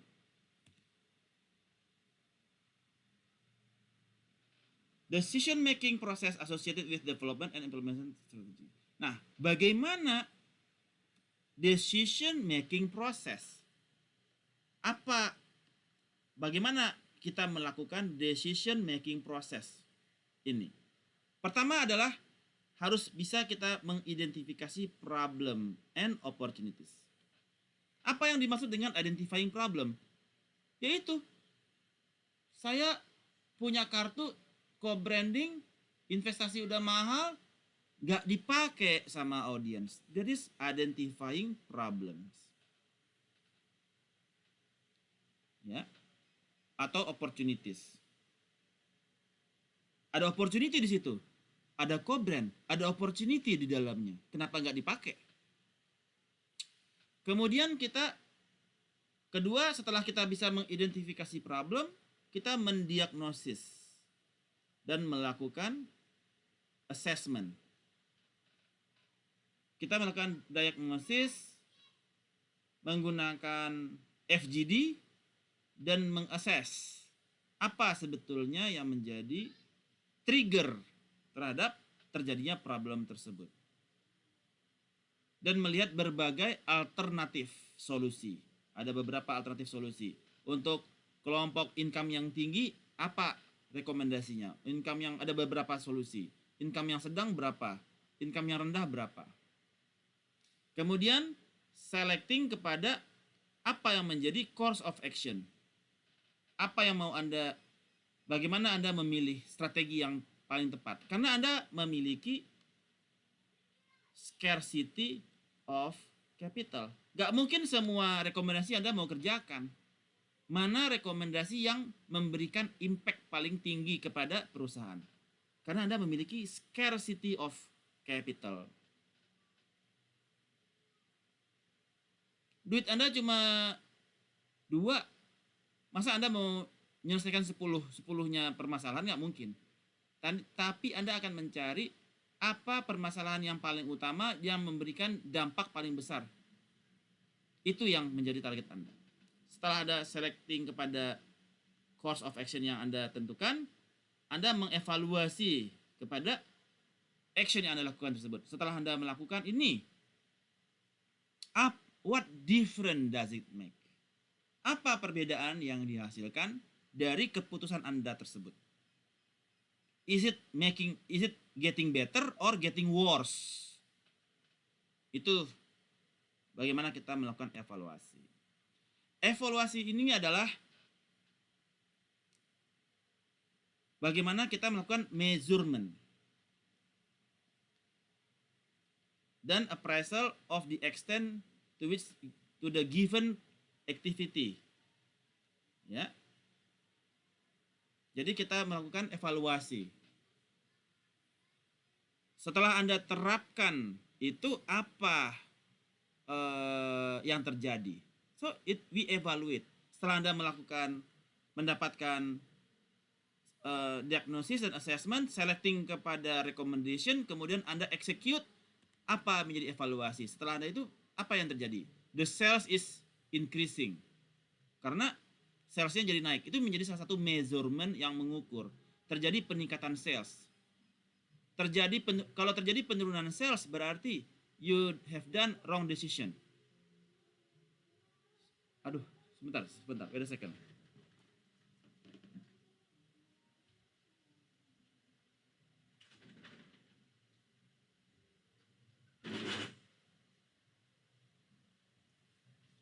Alright. Sampai di sini ada pertanyaan? Any questions? Kalau gini, saya coba pakai bahasa Itali ya. Jadi kalau bahasa Italinya, do you understand itu bahasa Italinya adalah capisci. Jawabannya, kalau Anda paham, jawabannya adalah pronto. Pronto. Yes. Capisci? Pronto. Kalau bahasa Arabnya itu Anda mengerti itu kholas jami'an. Kholas. Jawabannya fahimna.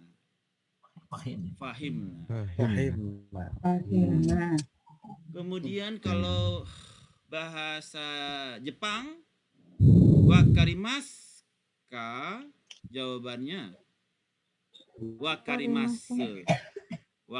Yang Sunda Pak. Wakarimasu.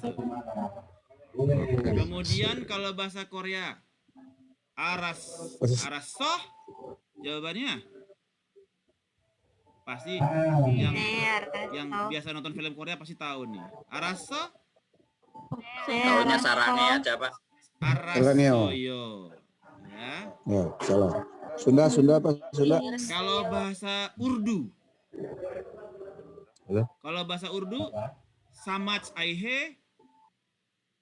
Kuch kota he. Bukan. Samats aihe, do you understand? Samats aihe, jawabannya apa ya? Samats aihe. Nehi samats aihe. Itu artinya tidak mengerti. Nehi samats aihe. Kalau ditanya samats aihe, jawabannya Nehi. Samats aihe, jawabannya aihe. Aihe. Kalau berarti aihe. Kalau tidak mengerti nehi samats aihe. Terus kepalanya digoyang-goyang dikit gitu ya. Oke. Terus bahasa Mandarin. Duh, saya lupa bahasa Mandarinnya do you understand apa ya? Oh. Saya lupa. Nah, itu dulu deh. Minggu depan kita pakai bahasa Rusia. Yang Sunda apa? Ada Yang Sunda? Sunda saya nggak tahu. Apa bahasa Sundanya do you understand? Teing atau? Nanti itu Nyaho, Pak. Nyaho. nanti itu ngerti. Ngerti. Kalau jawabannya mengerti apa?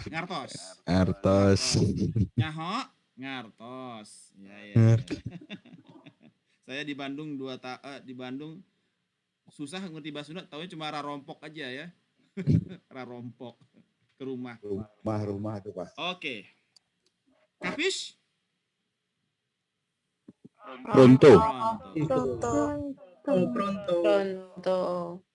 So, next is performance monitoring research. Nah, setelah kita melakukan eksekusi kepada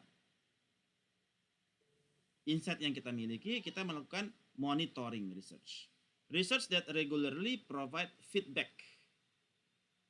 Ya.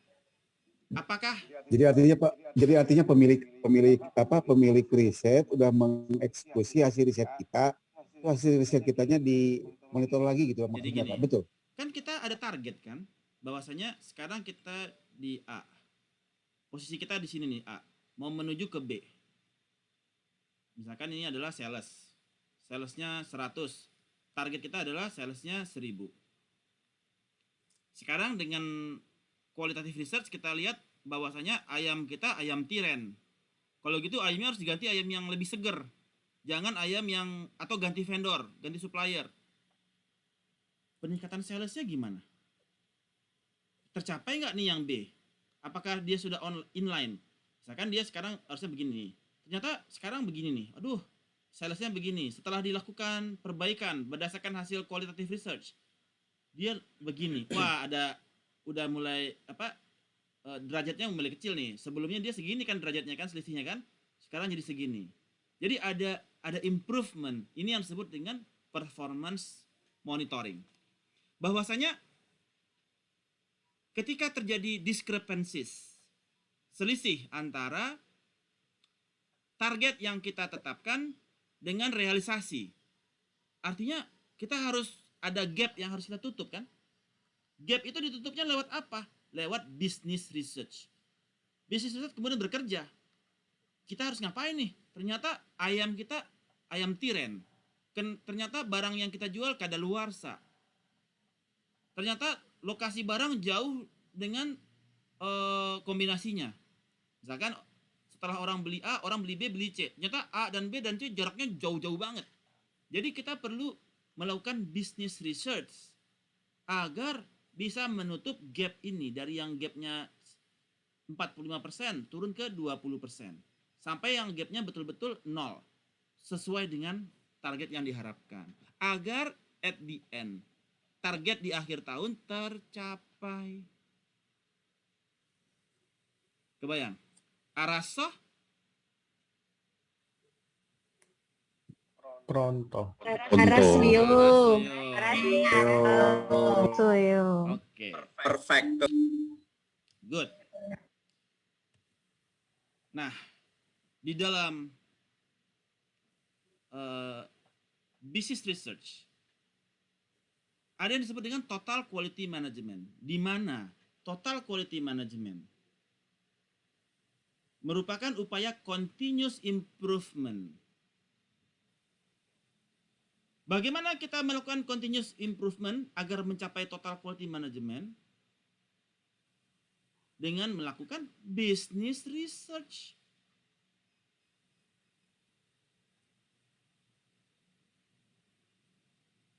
Sekarang produk Anda ciki-ciki. Ya. Kan kemarin sudah bilang ya, yang mengandung MSG lupakan ya. Nah, ini saya ambil contoh ciki-ciki. Ciki-ciki. MSG semua ini ya. Misalkan sekarang packagingnya warnanya hitam. Loh, kenapa ya ciki-cikinya nggak ada yang beli? Kemudian dilakukan business research kepada target segmen yang kita tuju. Mereka sukanya warna merah. Maka kita harus melakukan continuous improvement untuk memperbaiki quality produk. Kita rubah dari yang warna hitam menjadi warna merah.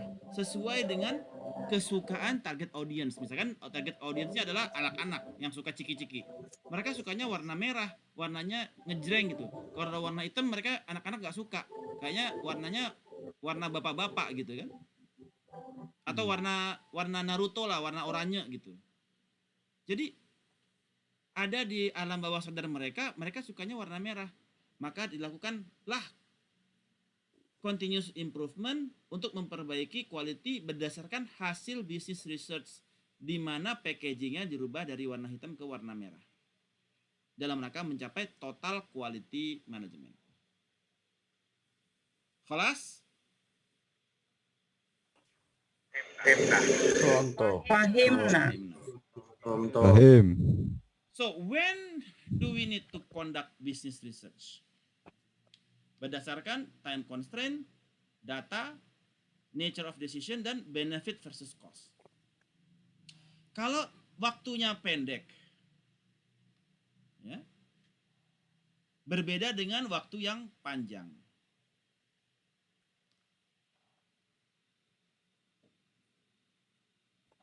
Ya, jadi kalau kira-kira waktu yang dibutuhkan berapa lama? Nah, itu berpengaruh kepada business research. Kalau business research kita butuh waktu yang lama, time constraint-nya dia cuma butuh pendek, berarti nggak perlu. Nggak usah gitu loh. Ngapain scarcity of capital kita habis buat sesuatu yang dipaksakan waktunya misalkan 3 bulan. Kita cuma punya waktu 1 bulan. Itu impossible. Seperti itu. Atau juga bisa dimainkan dengan metode. Metode mana yang lebih fleksibel? Apakah metode yang kuanti apa kuali? Nah, kalau kuanti kita perlu data untuk dapetin datanya lebih lama. dibandingkan dengan quali. Quali kita interview. Seperti itu ya. Ada time constraint whether to conduct business research or not. Availability of data. Ya, segala sesuatu perlu data. Datanya apa? Teksnya verbatim atau data kuantitatifnya adalah data struktur, data structure. Nature of decision. Apakah decision ini nature-nya bagaimana? Apakah ini untuk menjawab fenomena atau dia untuk purchase? Ataukah gini? Apakah dia decision itu dia untuk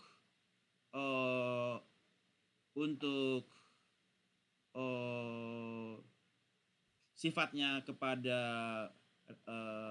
semantik, apakah sifatnya kepada binari, apakah sifatnya kepada Likert kalau di kuanti.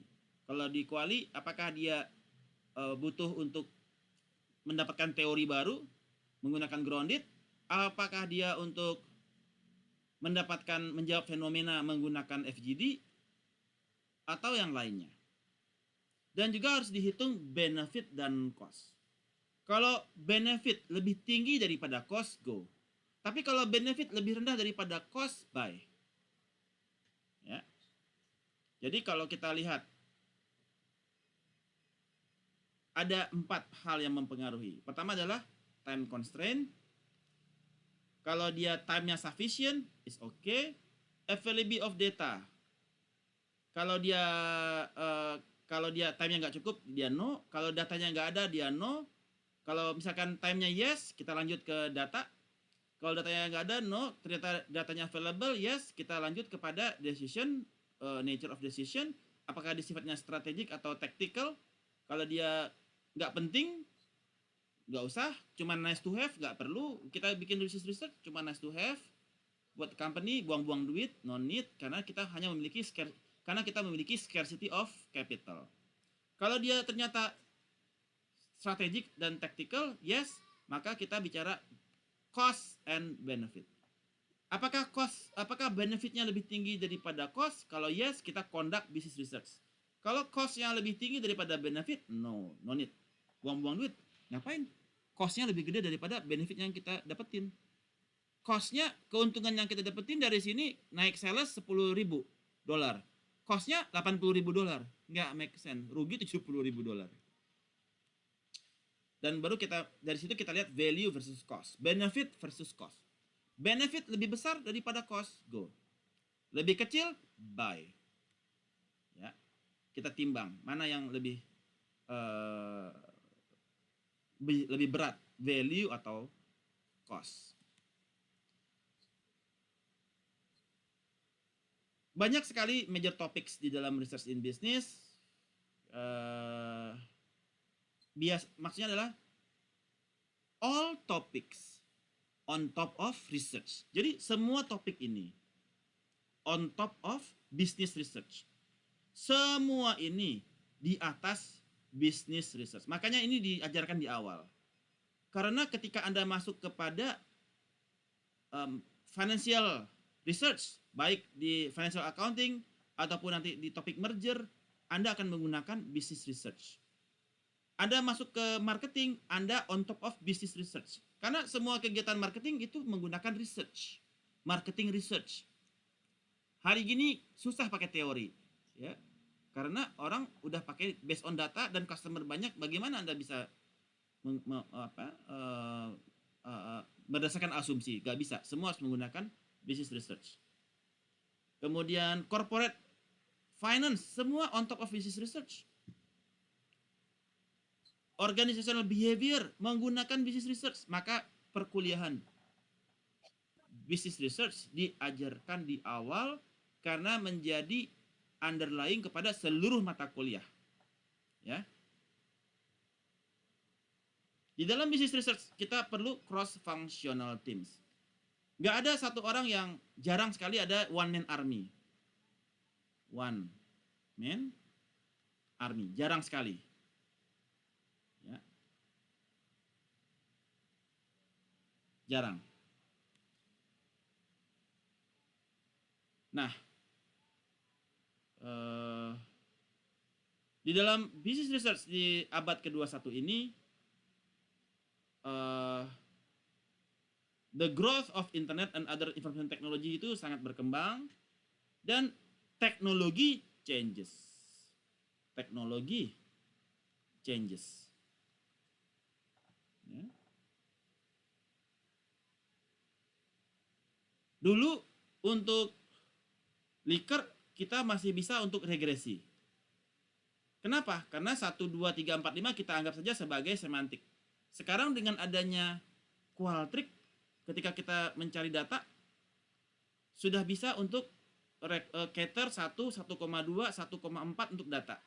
Nggak perlu lagi kita menggunakan Likert sebagai data.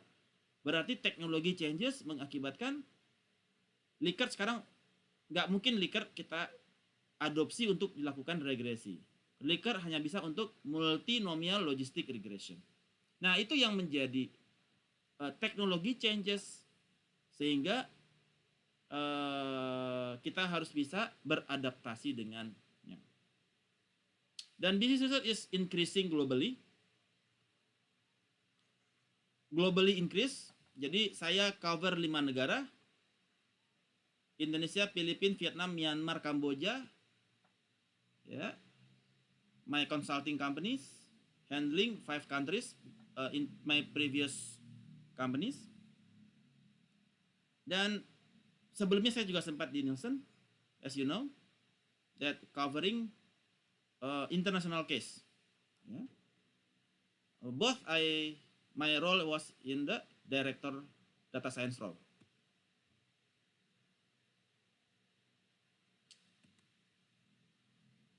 Alright, so that is the topic for the class for today.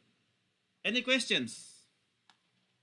Ini saya coba liatin sini nih. Ini ada beberapa pertanyaan ya. Oke, dari Pak Nana. Pemegang kartu jutaan, cukupkah dengan FGD? Kan kita pakai panel, Pak Nana. Bisa. Ya. Yang mewakili kelompoknya masing-masing. Jadi kita panggil beberapa orang yang mewakili kelompok. So representing the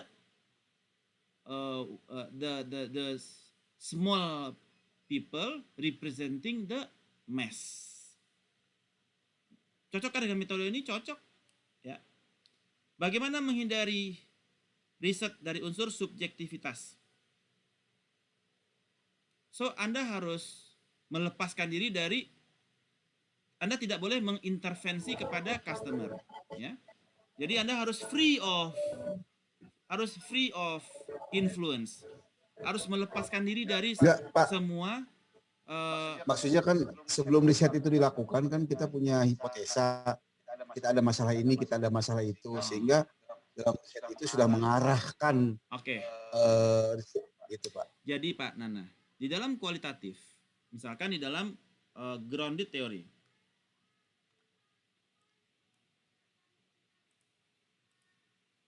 nanti kita akan bahas ya. Di dalam grounded theory itu kita dilarang memiliki hipotesa. Harus start from zero. Tidak boleh ada literatur yang mendasari. Karena grounded theory itu membentuk teori baru. Dia sifatnya induktif. Tidak boleh ada jurnal-jurnal yang mempengaruhi, teori-teori yang mempengaruhi. Karena Anda tujuannya membentuk teori baru. Tidak boleh ada pengaruh yang mendrive Anda ke kanan atau ke kiri. Totali dari analisa kepada verbatim dari audiens Anda. Nah, itu grounded theory. Jadi, bagaimana menghindari forget about any theory?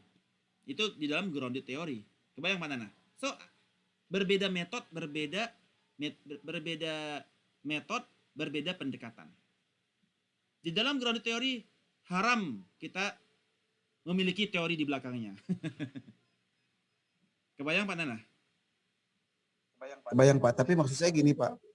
Tadi yang kasus kartu misalnya kan Pak, kan kita sudah punya landasan berpikir kenapa kita melakukan riset ini gitu loh kan Pak. Jadi sehingga kita punya praduga-praduga, oh mungkin ini, oh mungkin itu. Tidak boleh. Oke. Kita tidak boleh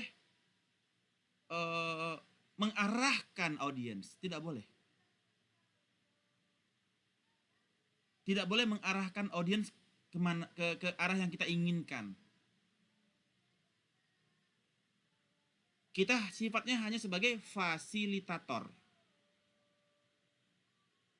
Ya, di dalam qualitative research. Tetapi kalau di dalam kuanti kita punya hipotesa bahwasanya ini berpengaruh kepada B, B berpengaruh kepada C berpengaruh kepada D. Jadi di dalam grounded theory sebagai salah satu metode di dalam kualitatif,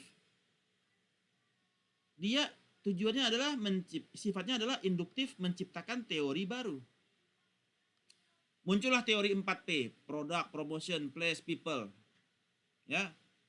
Muncullah teori total quality management. Muncullah teori QCD, quality cost delivery. Muncullah teori itu karena sifatnya induktif.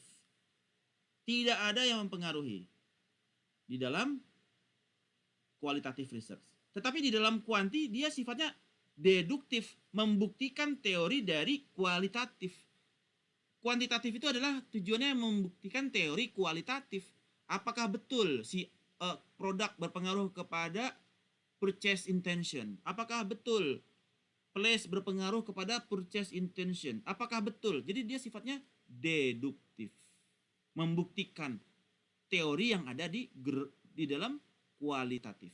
Yang dibentuk dari kualitatif. Yang menghasilkan teori di muka bumi adalah qualitative research. Yang membuktikan teori itu betul atau salah, membuktikan teori itu berpengaruh atau tidak berpengaruh adalah kuantitatif, sifatnya deduktif. Menjawab Pak Nana? Pak Nana, Araso? Sebentar Pak. Satu lagi pertanyaan yang penting Pak. Apakah riset itu juga memberikan semacam problem solving Pak? Memang tujuannya problem solving seharusnya. Kalau si applied research ya. Applied research dia memang problem solving. Ada masalah kayak tadi ada company dia punya ya maksudnya problem solvingnya itu bukan kita yang bikin Pak, bukan researcher yang bikin, tetapi berdasarkan pendapat masyarakat segala macam, itulah solusi dari permasalahannya. Apakah itu Pak dilakukan itu juga? Riset itu juga sambil mendapatkan solusi gitu. Jadi oke. Research itu ada dua, ada yang basic untuk menambah wawasan, ada yang applied untuk menjawab permasalahan. Untuk menjawab permasalahan company itu applied research. Tujuannya ya solve the problem, pendekatannya bagaimana? Kuanti, kuali, atau mix method, kuanti dan kuali. Mix method, dia menggunakan clustering, setelah dia cluster, dia bikin FGD. Supaya dia tahu apa yang harus dia kerjakan. Segmen yang dituju si A sukanya apa? Dia bikin kuali. Solving the problem kan? Bukan nice to have. Go detail. Kalau yang basic, nice to have. Apa yang menyebabkan customer marketplace loyal kepada salah satu produk? Nah, kayak gitu ya. Nice to have. Menambah knowledge. Tujuannya menambah knowledge. Applied, ya ada masalah nih. Gue butuh research. Perlu diselesaikan masalah saya. Perlu di take down ini masalah. Itu applied research. Menjawab Pak Nana. Pak Nana? Pak menjawab Pak. Oke. Ya, dan saya belajar lagi Pak. Riset sudah mengarah kepada hipotesa yang kita buat. Cannot. Kalau yang kualitatif. Kalau kuanti, ya betul mengarahkan. Bukan mengarahkan ya, membuktikan. Deduktif membuktikan, induktif membuat teori baru. Riset tidak memberi solusi atau menyelesaikan akar masalah. Buat apa research? No need research. Kalau riset tidak menyelesaikan masalah, Anda memiliki scarcity of capital. Duit Anda terbatas. Ngapain iseng bikin research yang nggak menyelesaikan masalah? Scarcity of capital. Buang-buang duit dong. Kemudian, Pak, adakah ukuran kedalaman bisnis research ini atau saat memilih metode sudah ada batasannya. Kedalaman business research ada kedalamannya. Ada yang business research dia hanya sampai 1 level. Ada lagi yang 2 level, ada lagi 3 level, ada lagi yang dalam banget. Misalkan, bagaimana pengaruh 4P kepada purchase intention? Baru 1 level. Bagaimana implikasinya kepada loyalitas? Sudah 2 level. Dan bagaimana implikasi loyalitas kepada trust? 3 level. Dan seterusnya. Bisa sampai panjang levelnya. Atau bisa saja bagaimana pengaruh C, 5C kepada keputusan kredit.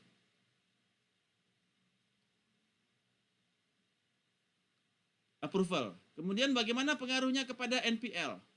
5C. Panjang lagi. Kemudian bagaimana pengaruhnya kepada recovery? Panjang lagi. So, bisa kedalamannya terserah kita. Mau seberapa dalam.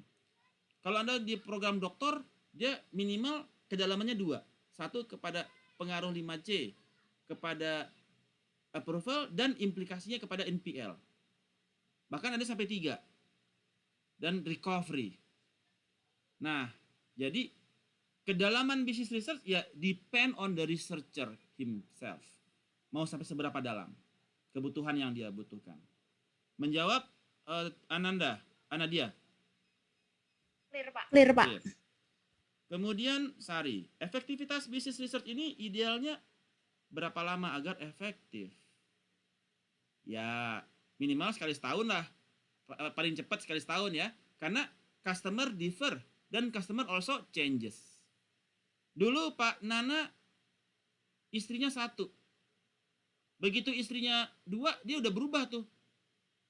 Enggak, 1 aja Pak dimaksimalkan saya, Ya, Pak. maksudnya kan yang kan nikahilah olehmu 2, 3, 4 atau 1 bila kamu takut kan? Takut mah enggak, Pak. Bukan. Kasihan. Ayatnya kan yang pertama 2, Pak. Nikahilah olehmu 2, Pak Nana. Betul tidak? Ayatnya begitu. Pak siapa kemarin Pak Khairun? Siapa? Pak Khairul. Ayatnya apa tuh Pak Khairul? Surat An-Nisa ayat 4. Iya, nikahilah olehmu 2 kan Pak Khairul ya. Ya. Jika kamu adil. Bukan. Enggak. Di dalam ayatnya kan nikahilah olehmu 2 duluan kan? Yes. 2 dulu. Ya, artinya secara urutan ayat 2 yang diutamakan kan? Ya, begitu Pak Nana. Jadi ketika Pak Nana 1, ketika bertambah lagi kelas dia changes tuh Pak Nana. Jadi setiap tahun depan belum tentu istri Pak Nana masih 1 kan? Siapa tahu tahun depan udah 2. So, customer changes. Menjawab ya Sari ya. Terus siapa yang nanya ya? Sari ya? Oke. Jadi semakin kita sering semakin relevan dengan market. Kemudian Aldo Ghaffar melanjutkan yang FGD. Apakah ada ketentuan batas minimum jumlah responden? Harus berapa? Apakah FGD-nya punya kemungkinan output hasilnya menjadi bias? Nah, minimumnya berapa? Kalau di dalam kuanti apabila ya 5 udah cukup. Kayak 5 itu minimum 5 lah ya. Nggak mesti sekian persen untuk kualitatif. Kecuali kuantitatif kita perlu untuk dia bisa mendapatkan predictive model, dia harus yang mewakili dan dia harus random sampling gitu ya. Itu minimal 2% itu udah minimal, udah oke, udah bisa masuk. Kalau yang kuanti, kalau FGD 5 orang itu udah is okay gitu ya. 5 orang minimal ya. Kemudian Faisal, berarti setiap per tahun harus ada perubahan metode, bukan perubahan metode. Metodenya sama, tapi dilakukan sekali lagi. Karena orang-orang yang berada di tahun lalu, tahun sekarang bisa berubah. profilnya, personanya bisa berubah. Ya. Apabila tidak ada permasalahan, apakah harus dilakukan lagi untuk bagaimana Anda tahu tidak ada masalah? Belum tentu orang yang sama itu dia masih di klaster yang sama. Nah, belum tentu kan? Pak Nan aja kita belum tentu tahun depan istrinya masih satu, jangan-jangan udah jadi dua. Seperti itu. Ada pertanyaan lagi? Kayaknya udah habis sih pertanyaan dari kolom chat. Any other question?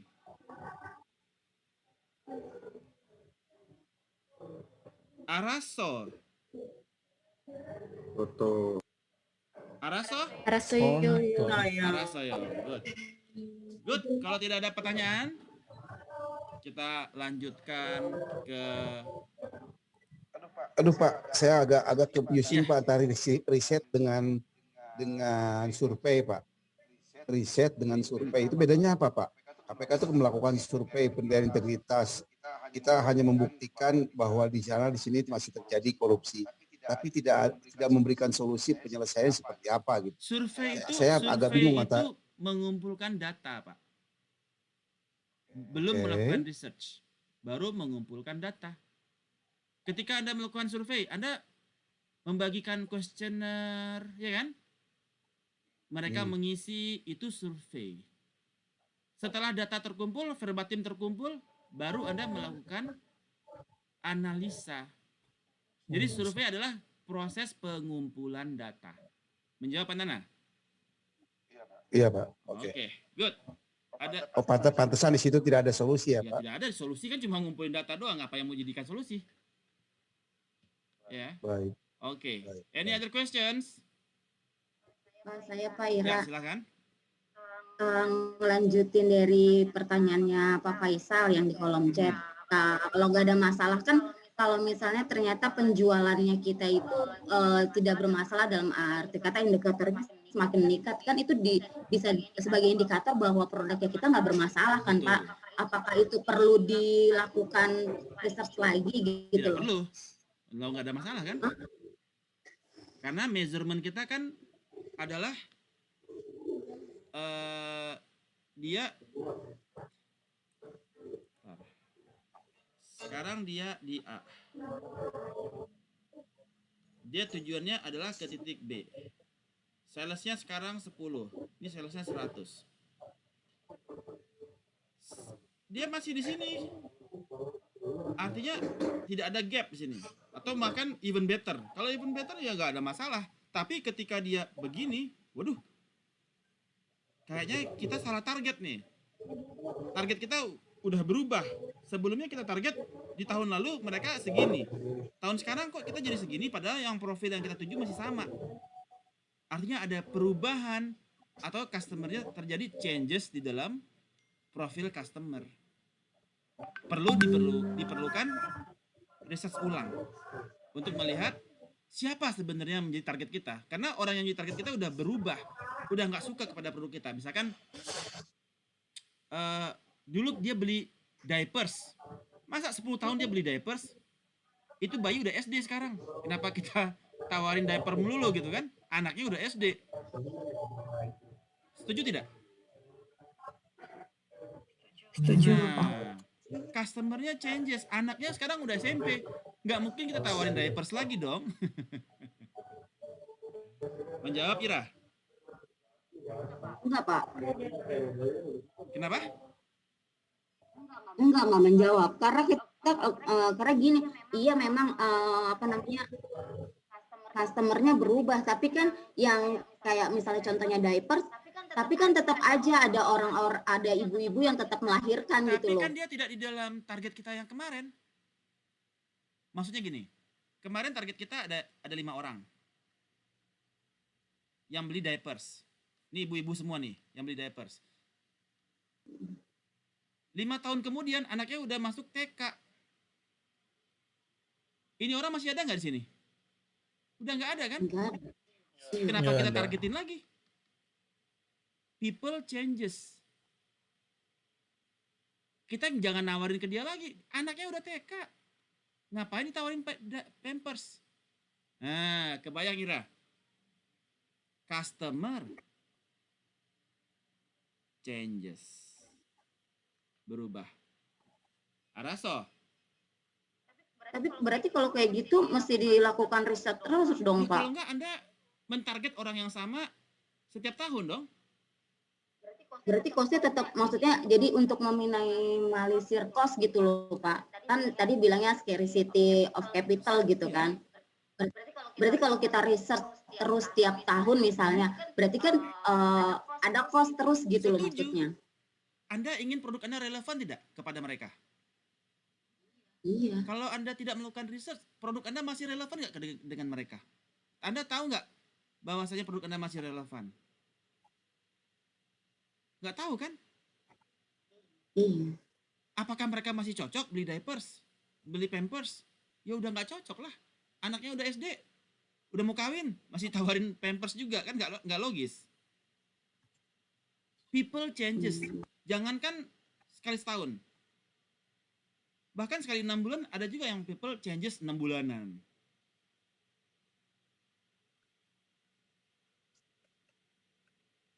Misalkan tadi yang diapers. Contohnya lagi yang misalkan paket pernikahan. Nah, Anda jual paket pernikahan. Masa Anda tawarin paket pernikahan kepada orang yang sama tiap tahun? Emang dia nikah tiap tahun? Betul nggak? Maka Anda perlu research dong, tahun depan siapa nih yang bakal masuk untuk ditawari paket pernikahan? Nggak mungkin orang yang sama kan? Kebayang Ira? Iya benar, kebayang. Benar Pak, nggak orang yang sama, tapi kan kelompok yang sama maksudku gitu loh Pak. Misalnya di kelompok usia, kalau misalnya paket pernikahan di kelompok usia 25 sampai 30 tahun. Betul, tetapi Dan untuk mereka ada di kelompok itu tahun ini. Ada 100 orang masuk di kelompok itu tahun ini. Apakah tahun depan dia masih di dalam kelompok itu? 100 ini? Enggak dong. Iya benar, enggak Nah, Pak. makanya diperlukan research secara reguler untuk memastikan mereka yang kita tawari atau yang mereka yang kita targetkan itu memang relevan dengan produk yang kita tawarkan. Menjawab Ira? Ada research yang reguler.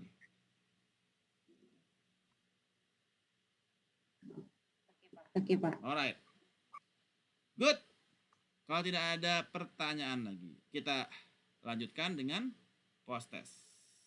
Wait a second. Oops. Kolom chat.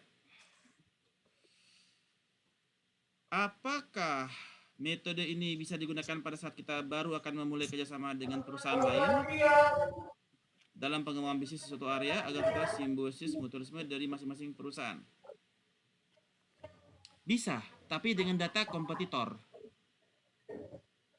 Jadi kita baru akan masuk nih. Nah, kita bisa memanfaatkan data yang dimiliki kompetitor. Siapa orang yang beli produk itu?